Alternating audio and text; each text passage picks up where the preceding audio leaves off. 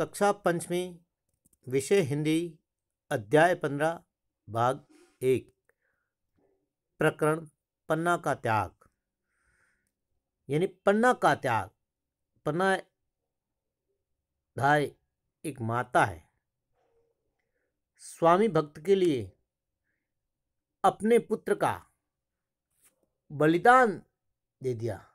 ऐसी हमारे देश के अंदर बहुत सारी माताओं में से एक पन्ना धाय माँ है। इसका उदाहरण इतिहास में और कहीं नहीं मिलने वाला है।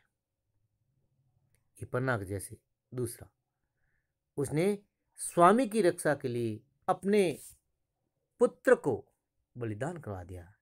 ऐसी माताएं, ऐसी वीरांगनाएं हमारे देश के अंदर बहुत सारी हुई, जैसे रानी लक्ष्मीबाई, दुर्गावती, ऐसी बहुत सारी माताएं हैं।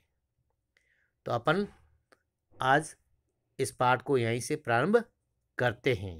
उनसे पहले ये एक कविता की पंक्ति लिखी हुई है, उसको ध्यान से सुनना और उसको गुनगुनाना। और जब मैं पाठ पढ़ता हूँ तो आप भी उस पाठ पर, उस लाइन पर अंगुली रखना और अच्छी तरह से उसको ध्यान से देखना और उसको पुनः वाचन करना। जब वाचन करेंगे, पढ़ेंगे ना, तो अच्छा रहेगा। और ध्यान से सुनेंगे, समझेंगे। तो अपन प्रारंभ करते हैं। पंक्ति पहले। बुंदेले हर बोलो के मुंह हमने सुनी कहानी थी, खूब लड़ी मर्दानी वह तो झांसी वाली रानी थी। यानी बुंदेले हर बोलो के मुंह हमने सुनी कहानी थी, खूब लड़ी मर्दान वह तो झांसी वाली रानी थी। ये पंक्तियां गुनगुनाता हुआ खूबीलाल घर में आया और जैसे ही अपना बस्ता मेज पर रखकर लौटना सहा तो देखा कि जीजी खिड़की के पास बैठी हुई बड़े ध्यान से कोई पुस्तक पढ़ रही हैं। तो उसने आते ही बोला, जीजी, ओ जीजी। तो जीजी कहती, हाँ आ गए खूबीलाल? हाँ आ गया। तुम तो पढ़ने में इतनी डूब गई थी कि मेरे आने का भी पता नहीं चला। सुनो जीजी, आज हमारी बाल सभा में बड़ा मजा आया है। जीजी सुनो, आज हमारी बाल सभा में बहुत बड़ा मजा आया है। तो जीजी कहते, अच्छा क्या हुआ? अंत्याक्षरी हो रही थी, रविंद्र का नंबर आया तो ब से प्रारंभ होने वाली कविता उसे आई ही नहीं। यानी ब से प्रारंभ होने वाली कविता उसे याद नहीं आई। तब मैंने वह पंक्ति बोल दी, बुंदेले हर बोलो के मुंह हमने सुनी कहानी थी, खूब लड़ी मर्दानों वाली वह तो झांसी वाली रानी थी। तो इसमें कौन सी बड़ी बात हो गई? जीजी ने कहा, कौन सी बड़ी बात हो गई? जीजी सुनो तो सही। जीजी, मैंने एक पंक्ति बोली थी ना, कुछ लड़कों ने हल्ला कर दिया, शोरगुल कर दिया, चिल्लाने लग गए और कहा, पूरी कविता बोलो, पूरी कविता बोलो, पूरी कविता बोलो।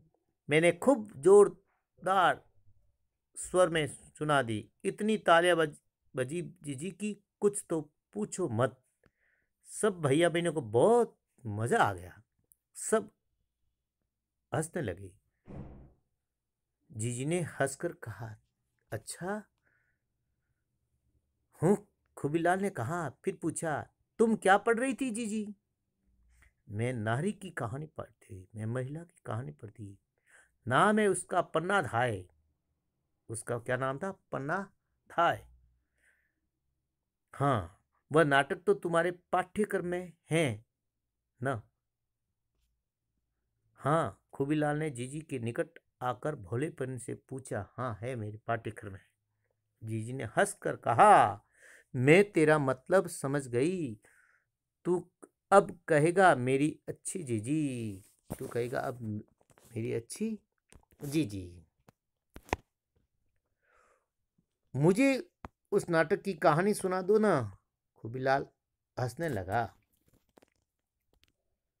सुनो खूबी, झांसी की रानी लक्ष्मीबाई, रानी दुर्गावती, बेगम जान बीबी, अहिल्याबाई इत्यादि तो वे महिला हैं जिनके पास शक्ति थी, संगठन का बल था।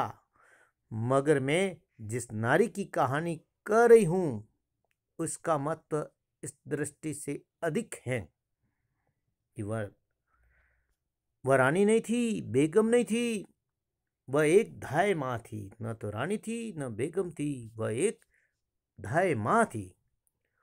और जो कुछ उसने अपने राज्य के लिए, अपने स्वामी के लिए किया, वैसा संभवत आज तक दुनिया में कोई नहीं कर पाया है। यानी इनके जैसा, पन्नाधाय जैसा आज तक दुनिया में कोई नहीं कर पाया।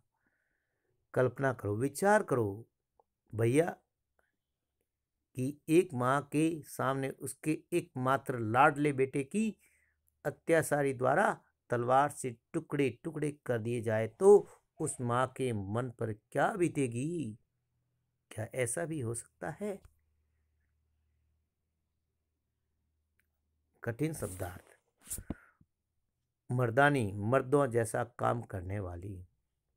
डूब जाना, खो जाना। आरंभ, शुरुआत।